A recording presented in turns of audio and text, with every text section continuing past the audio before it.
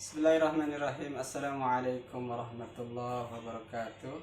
Ayah bunda yang dimuliakan Allah subhanahu wa ta'ala, tentunya kita semuanya mendambakan anak-anak kita mencintai Al-Quran.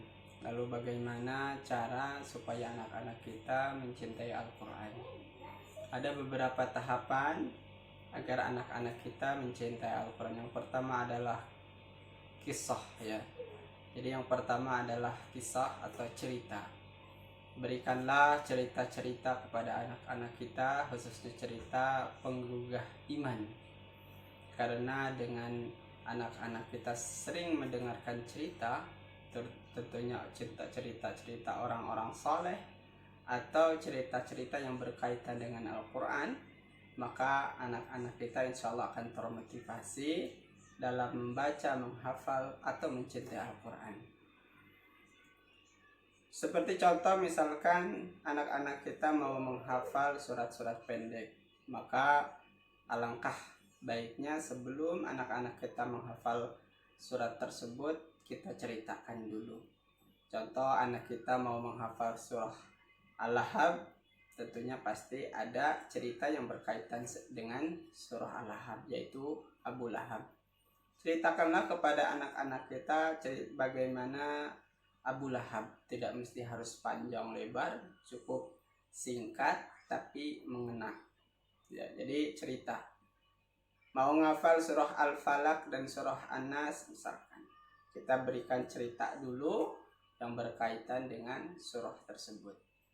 Yang sederhana saja, contoh misalkan dulu Rasulullah SAW pernah terkena sihir dan langsung dikasih tahu oleh Jibril alaihissalam bahwa beliau sakit itu karena sihir yang dilakukan oleh orang Yahudi.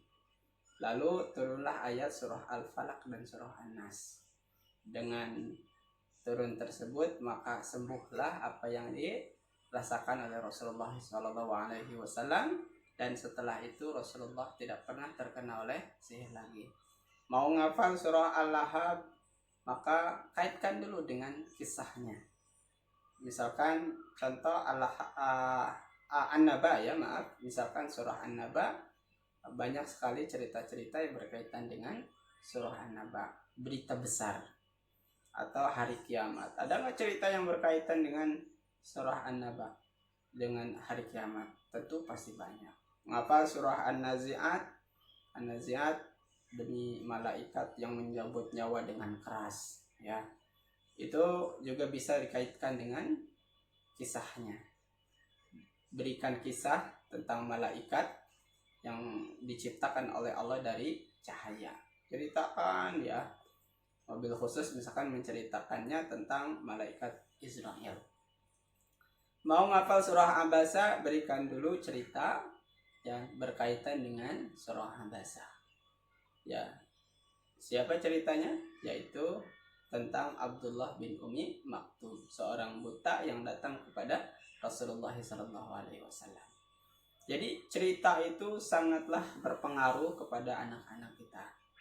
Makanya kalau kita lihat di dalam Al-Quran, sepertiga dalam Al-Quran itu berisi tentang kisah. Artinya kisah itu sangatlah berkesan untuk jiwa kita, terutama untuk anak-anak kita. Demikian baru yang pertama. Insya Allah nanti akan kita lanjutkan lagi bagaimana tahapan cara supaya anak-anak kita mencintai Al-Quran. Jazakumullah khairan.